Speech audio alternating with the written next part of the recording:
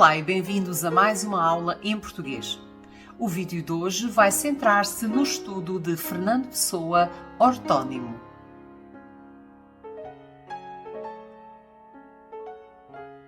No programa 12º ano de português, vocês vão estudar não só Fernando Pessoa ortónimo, mas também os seus heterónimos. Por isso vamos precisamente começar por vos explicar quais são estas diferenças entre ortónimo, heterónimos, pseudónimos e outros termos que vocês vão encontrar relativamente então a este autor.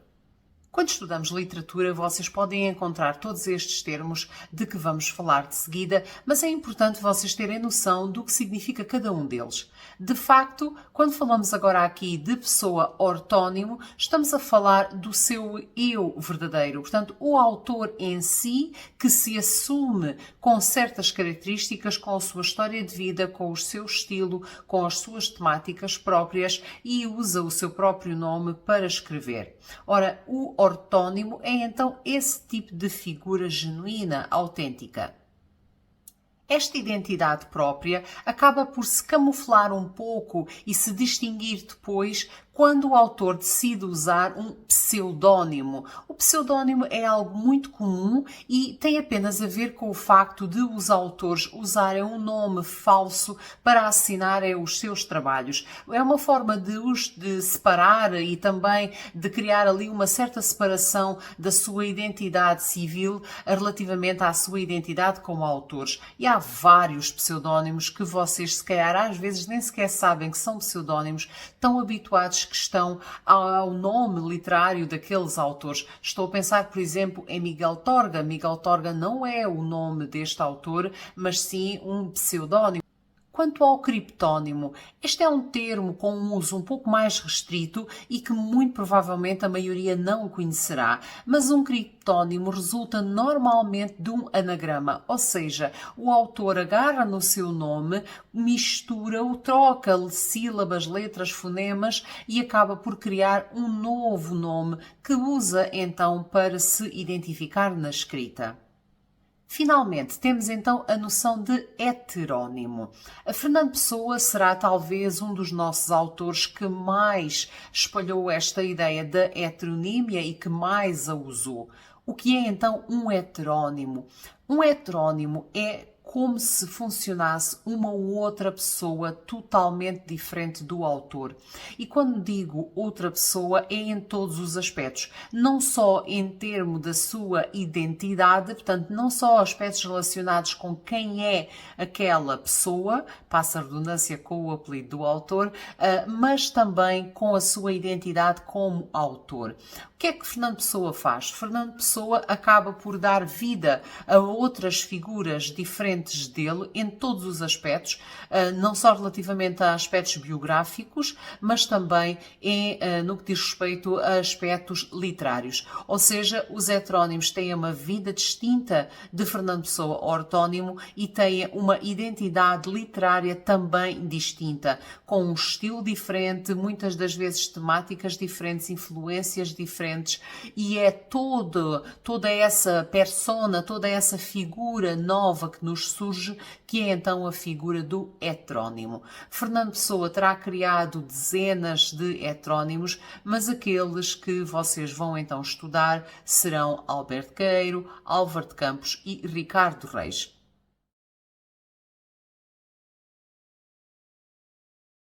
Uma das temáticas mais importantes de Fernando Pessoa, o ortónimo, se não a mais importante, pois é aquela que tem a ver com o ato da escrita, com o que é então escrever, trata-se realmente da teoria do fingimento poético ou fingimento artístico, também podem encontrar essa expressão em alguns manuais ou materiais de estudo. O que é para Fernando Pessoa fingir? O que é o fingimento poético? Fernando Pessoa explica a sua teoria do fingimento poético, muito em particular no poema Autopsicografia. Reparem como neste poema, cujo título já remete para esta análise que o próprio eu faz do processo da escrita, ele vai-nos então explicar o que significa e como se processa o ato da escrita. E fala-se muito ali no poema das dores. que o poeta sente e que o leitor sente. Se vocês forem analisando o poema e já depois de o analisarem conseguirem entender de que dores é que o sujeito poético está a falar, será relativamente fácil vocês entenderem o que é então fingir para Fernando Pessoa, o ortónimo. Fingir passa tão meramente por intelectualizar aquilo que sentimos. Como se vai então retratar o processo de criação poética? O poeta irá sentir o mundo à sua volta, mas o poeta não vai nunca conseguir limitar-se apenas a desfrutar desse sentimento e vai de facto pensar sobre ele no ato da escrita. São essas duas dores que surgem no poema, associadas à figura do poeta, mas depois o sujeito poético vai acabar por falar também da dita dor lida. E essa dor lida, obviamente, pertence ao leitor. O que é que vai acontecer então?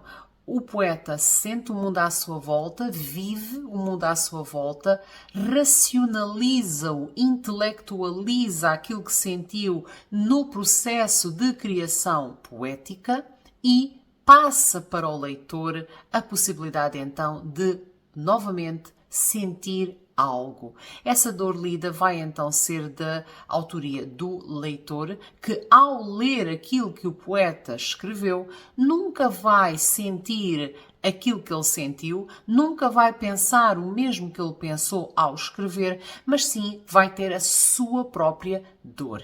Quando falamos aqui de dor, não associem isso só a uma questão de sofrer, não. Aqui a dor lida tem a ver com tudo aquilo que o leitor vai então sentir, viver, pensar, experienciar a partir das palavras do poeta. Portanto, muito concretamente, a teoria do fingimento poético e o processo de criação de poesia para Fernando Pessoa passa então por usufruir, viver, sentir o mundo à sua volta, racionalizar, intelectualizar aquilo que ele sente ao escrever. Portanto, ao escrever, o poeta nunca vai repetir o mesmo que sentiu, porque já está a pensar sobre aquele momento e sobre aquilo que sentiu, e depois então o leitor, ao ler os versos do poeta, vai por sua vez sentir algo diferente e pensar também algo diferente. Portanto, para criar poesia, para Fernando Pessoa, temos que intelectualizar as nossas emoções.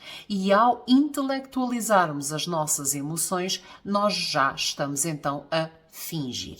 Portanto, o fingimento poético vai ter que passar sempre por essa vossa explicação de como o poeta vai pensar sobre aquilo que sentiu.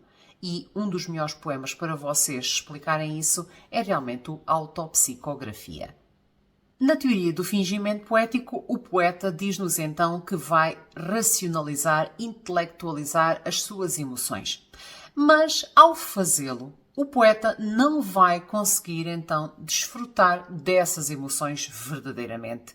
Ele nunca vai conseguir sentir de forma espontânea, verdadeiramente, porque imediatamente vai cair na racionalização das mesmas. Ora, isso vai trazer sofrimento ao poeta.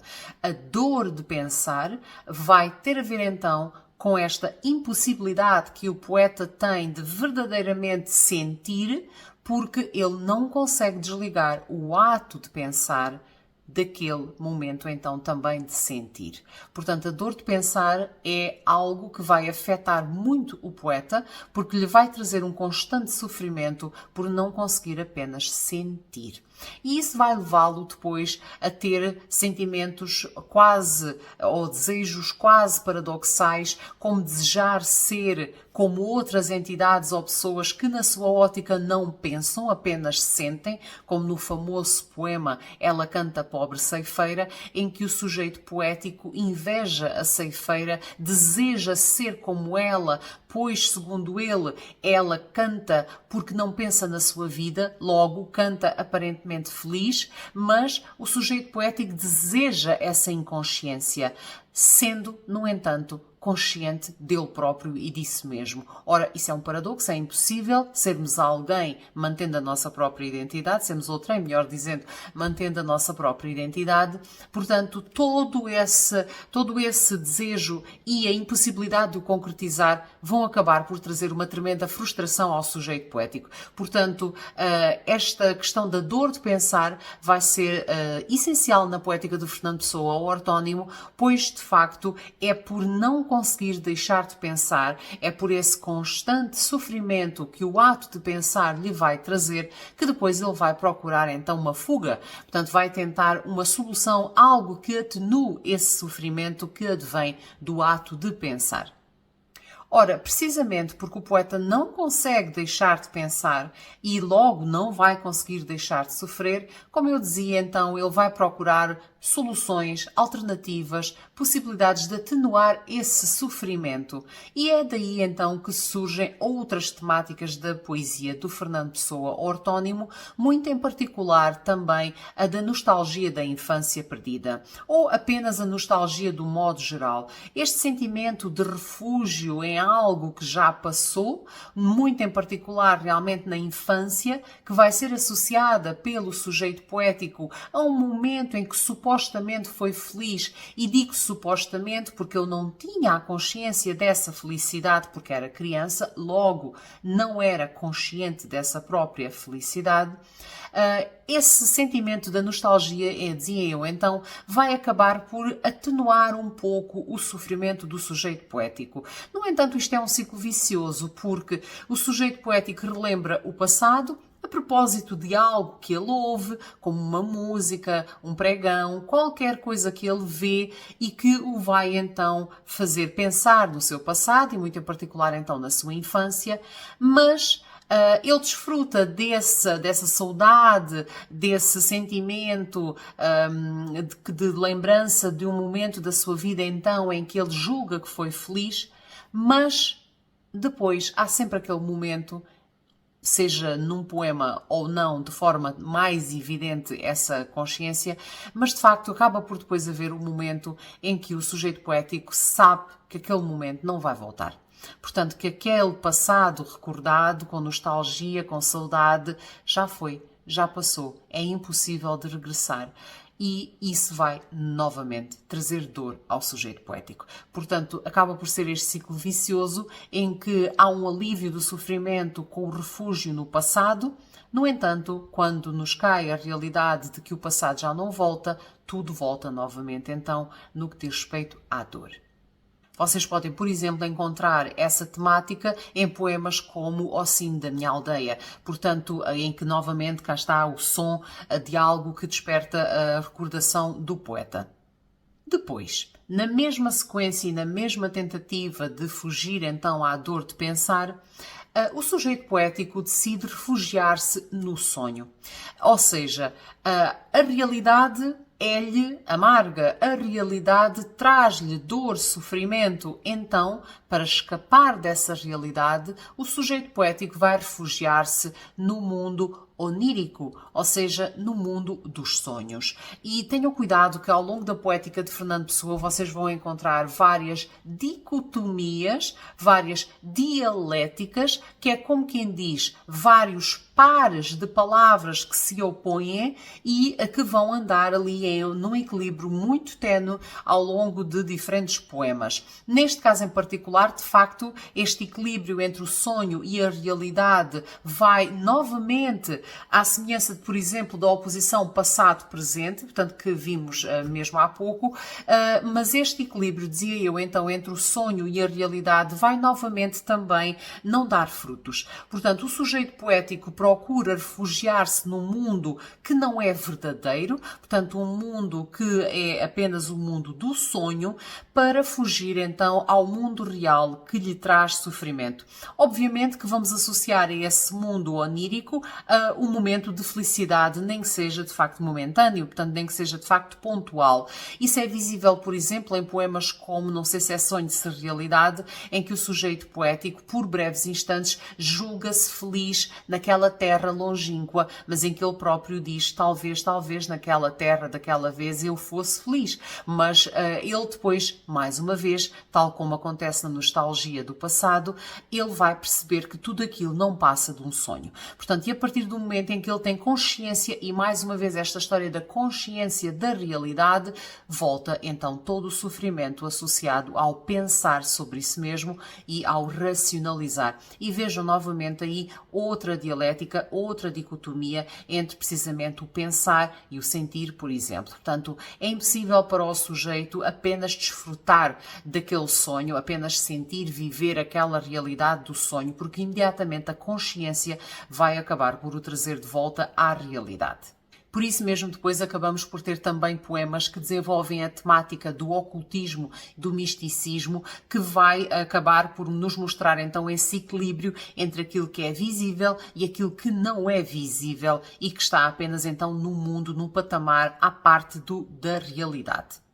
De uma forma mais extremista, vai acabar por também acontecer que o sujeito poético, ao não conseguir escapar de si mesmo, ao não conseguir sair dessa frustração de não conseguir deixar de pensar e constantemente então passar a sua vida a sofrer, o sujeito poético acaba por não se reconhecer, não entender quem é e despersonalizar-se. Aniquilar-se, ao ponto de até várias vezes, em alguns poemas, vamos ter o sujeito poético a abraçar o sentimento da morte, da inexistência. Ora, em último caso, isto vai levar então à fragmentação do eu. A fragmentação do eu acaba por ter duas vertentes, porque, por um lado, vai ser o resultado desta aniquilação do eu que causa sofrimento ao sujeito poético e, por outro lado, ao mesmo tempo, mostra um eu que sente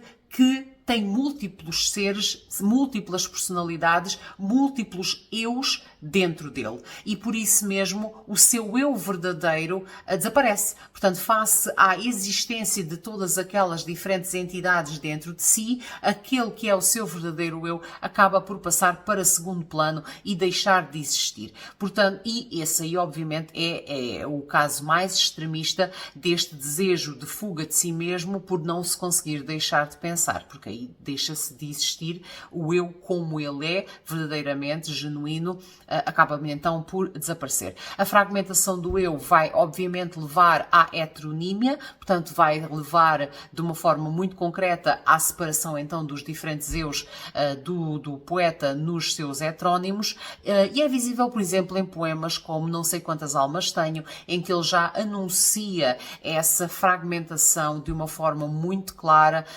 como alguém que está de fora a ler o livro da sua vida e que já não se identifica com aqueles acontecimentos. Portanto, é uma das temáticas mais interessantes, precisamente por essa autoanálise do sujeito poético que tem consciência, mais uma vez, a questão da consciência, do pensar, do racionalizar, de que é múltiplo.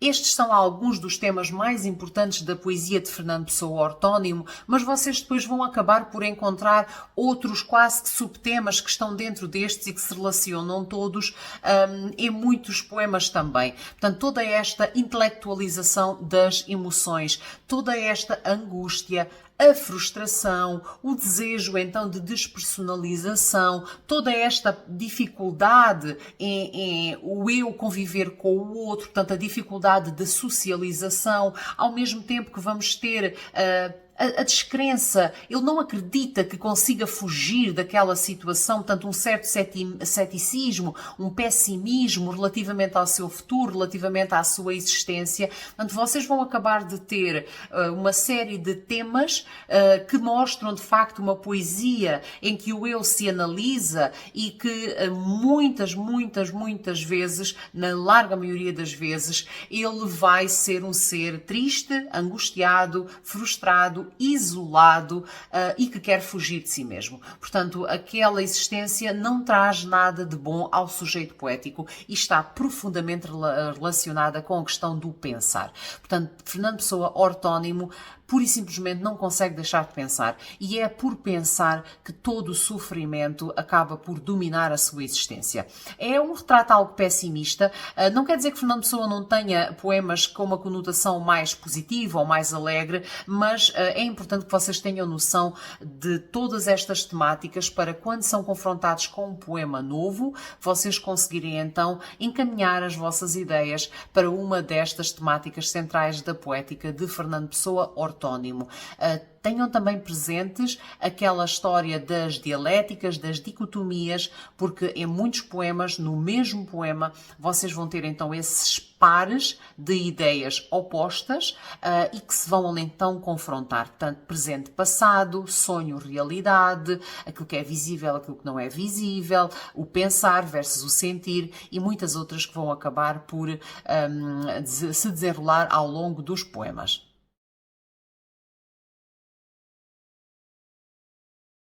A poesia de Fernando Pessoa vai ser, no entanto, extremamente rica e ele consegue desenvolver nos seus poemas, ao mesmo tempo, uma vertente mais tradicional, muito relacionada até com a temática do saudosismo, portanto, esse sentimento tão português, como se costuma dizer, da saudade, essa nostalgia, da recordação do passado, que traz ao mesmo tempo uma certa paz, uma certa alegria e depois, ao mesmo tempo, uma desilusão e uma frustração de não regressar. Agora, essa tendência saudosista acaba por ser realmente uma vertente mais tradicional da lírica de Fernando Pessoa, por oposição à tendência modernista. Portanto, não esqueçamos, como já foi dito então em vídeos anteriores, que Fernando Pessoa é um dos impulsionadores do modernismo em Portugal e por isso mesmo essa vertente mais experimental, atrevida, nova da poesia europeia e muito em particular aqui em Portugal, acaba por ser desenvolvida nos seus poemas. Muito em particular também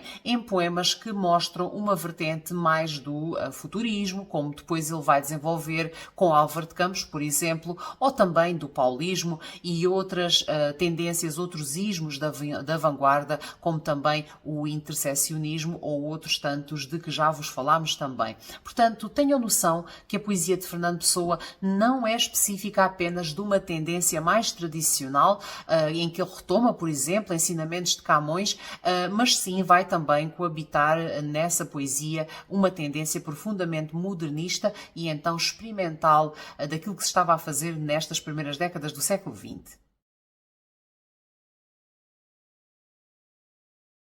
No que diz respeito ao estilo de Fernando Pessoa ortónimo, podemos dizer que há uma certa regularidade métrica, estrófica, rimática, com versos predominantemente mais curtos, quase que até muitos de redondilha menor, estrofes também elas relativamente pequenas, muitas quadras, muitas quintilhas, uma grande tendência para haver rima, portanto são raros os versos soltos na poesia de Fernando Pessoa ortónimo.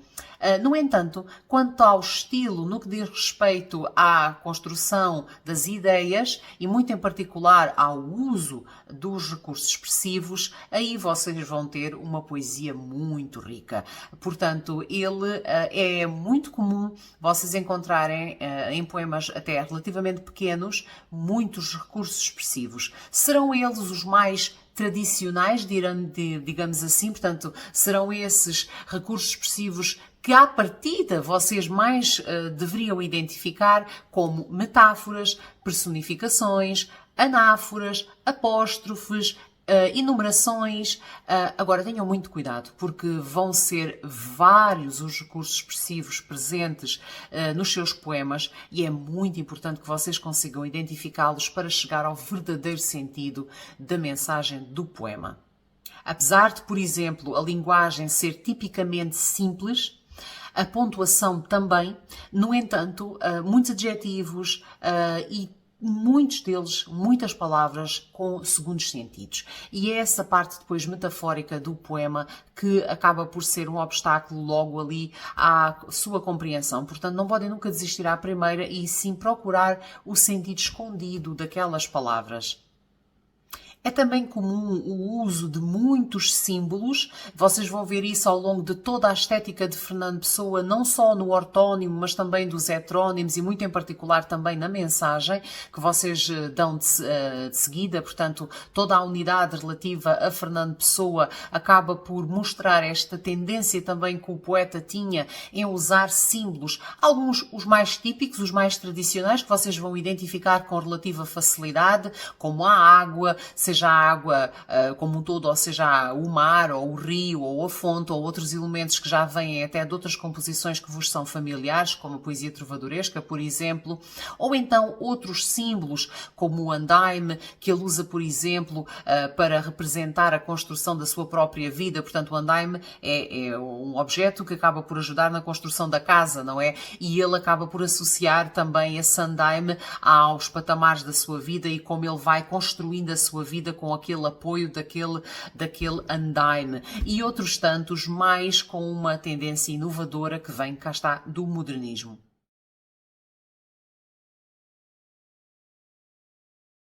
Quais são então os aspectos essenciais a reter da poética de Fernando Pessoa ortónimo? Primeiro, a questão do fingimento poético, portanto, a forma como o sujeito poético vê o ato de escrever passa então pela intelectualização, pela racionalização dos seus sentimentos e é então esse pensar sobre aquilo que se sentiu ao pensar, ao escrever, que concretiza o fingimento poético. E o poeta remete para o leitor, então, sentir espontaneamente, verdadeiramente, porque ele não o consegue fazer.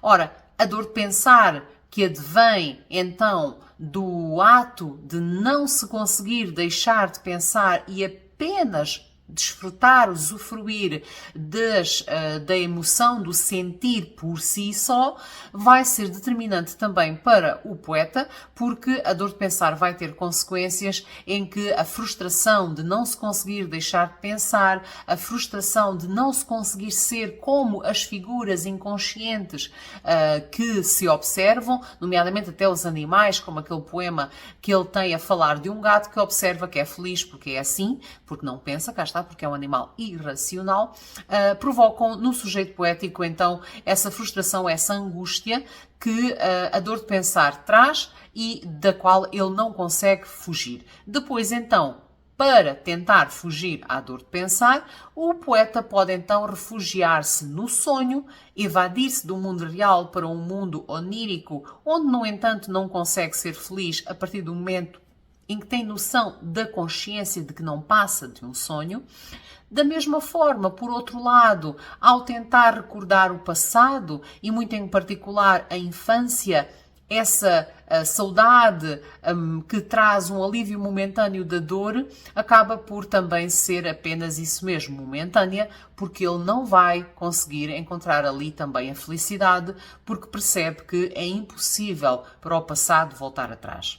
Depois, não se esqueçam então também de conseguir falar da fragmentação do eu, portanto, a questão do eu sentir que é múltiplo, que tem vários eus dentro dele, e isso vai levar então à sua própria aniquilação, que é como quem diz, o eu original cessa, termina, deixa de existir para dar lugar então a outras personas. Ora, tudo isto vai acabar por desenvolver uma poesia com temáticas como a oposição entre o sentir e o pensar, entre a consciência e a então consciência, entre o passado e o presente, entre a realidade e aquilo que não é real, aquilo que não é visível. Portanto, uma poesia extremamente rica, no entanto, muito regular no que diz respeito à sua forma, com um tom muito musical, ritmado e com uma leitura extremamente fácil, até pelo vocabulário relativamente também acessível. No entanto, muito rica no que diz respeito à parte estilística. Portanto, muitos recursos expressivos, muitas metáforas, paradoxos, gradações, enumerações, portanto, uma poesia extremamente cheia de recursos expressivos, cujo significado é essencial que vocês consigam entender para entender na globalidade todo o poema. É uma unidade em que a prática é essencial. Aconselho-vos vivamente a lerem quantos mais poemas de Fernando Pessoa, melhor. Portanto, lerem, tentarem entender as ideias principais, encaixá-las em diferentes temáticas. Portanto, quando lerem um poema pela primeira vez, vão à procura de semelhanças com outros poemas que vocês já tenham analisado nas aulas, para começarem então a entender melhor o seu significado e a encontrar pontes, símbolos que já tenham analisado, que já vos tenham aparecido, pois se treinarem, acredito que vocês vão conseguir entender a maioria dos poemas de Fernando Pessoa que vos surjam em análise, em testes, no exame, eventualmente. Portanto, bom trabalho e não desistam. Obrigada pela vossa atenção e até uma próxima aula em português.